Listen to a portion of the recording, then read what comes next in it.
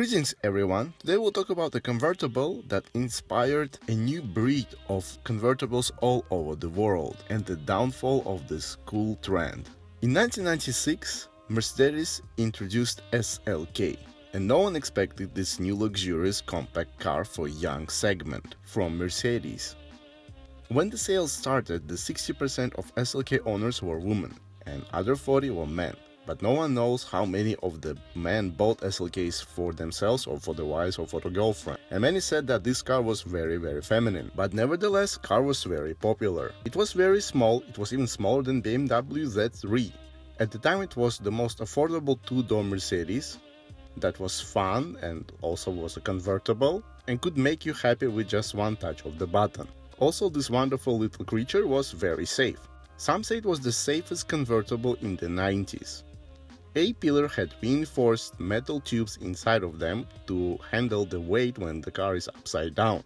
Rollover bars were also strengthened and made of high-strength steel to protect fragile human heads. Revolutionary roof had some resemblance as the R129 hydraulic system, but it was less complicated. What I love about this roof is you can close it manually during emergency.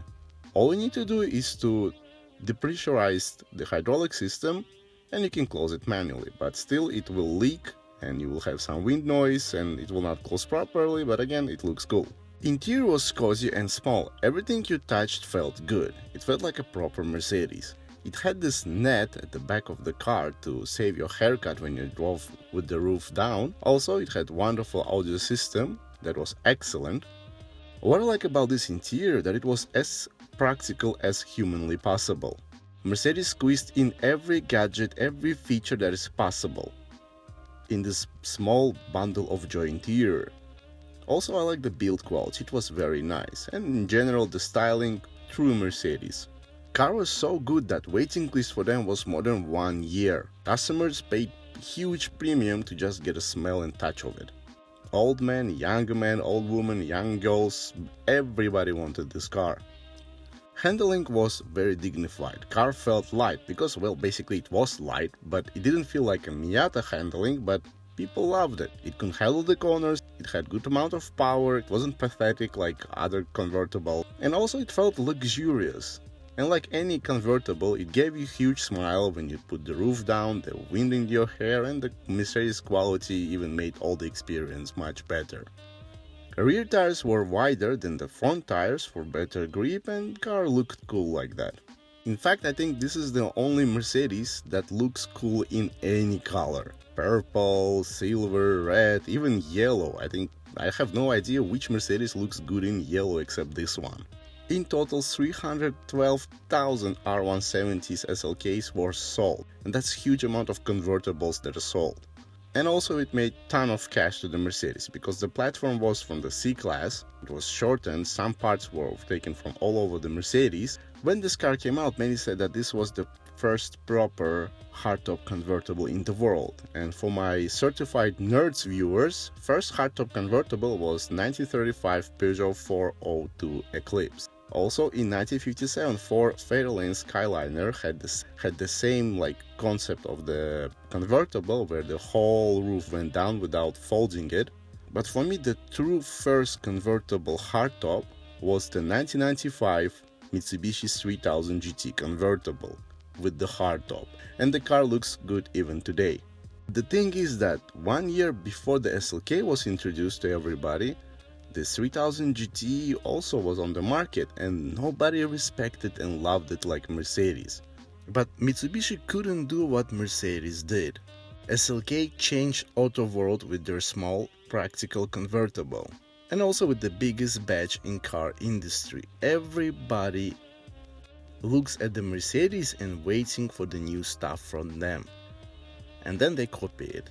After SLK, every car manufacturer tried their hardtop magic. Renault, Peugeot, BMW, and my favorite hardtop convertible, almighty Daihatsu Copen. Servicing SLK R170 were as simple as servicing W210, and of course R70 shared many parts with W210. Roof opened in less than 30 seconds, and still with the roof down, you had some space for stuff in the trunk, and that's a nice feature. What really amazes me that after the end of R170 Mercedes, they still use that C-Class platform to put it in the Chrysler Crossfire to maximize the profit margin, and that's very smart thing. Problems with SLK are not much. You must pay attention to the compressor if you bought SLK with the compressor, and basically that's it. If the car was properly maintained, it will run forever. Best transmission for this vehicle is 5-speed automatic. It's very reliable, it's not very stupid, and also some say that it's faster than 6-speed manual. Of course, Brabus could not leave alone the SLK. They squeezed in the small SLK 6.5-liter V8 that generated 450 brake horsepower and 632 Nm of torque. 0 to 100 km happened in 4.5 seconds. It had great interior, everything was hand-stitched, nice thick leather, real wood, great smell, and the pulling power was instant. And also it had removable hardtop. It was so unique that nothing in the world was faster and more powerful with automatically removable hardtop.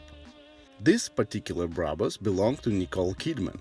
It was present from Tom Cruise when they were together. Last year it was sold for 87,000 euros, and there's a rumor that nice SLKs are now appreciating. Also, AMG tried their luck with the SLK. They installed 3.2-liter V6 with supercharger. It generated 346 brake horsepower and 450 Nm of torque. This car is very rare. When it was produced, it was faster than the Boxster and BMW Z3M in the street line. It had great pulling power, nice sound, but any SLK, AMG, Brabus, the standard ones, had one big problem. Exterior for me was just not nice. I respect the car, but unfortunately even Brabus and AMG just couldn't make this car desirable. Even after the facelift, the car still looked ugly. It had very big and cute headlights, the back was all different, the car had no proportions. I mean, just it didn't have one concept, and that was very annoying for me. But this is my personal opinion, and I don't understand people that like it and want to buy it. Again, for me it's one ugly car. If you want to buy one today, find fully maintained with the service history, and you can enjoy it every day. SLK is one of the rarest 90s Mercedes that didn't go ballistic in price range in second-hand market today. So that's very affordable car, and if you check service history properly, you can buy one and enjoy it forever. Thank you so much for watching. Let me know in the comments what is your favorite hardtop convertible. I noticed that many of you watch my channel without subscribing, and that's very creepy, so stop being creepy and subscribe. Take care and bye bye.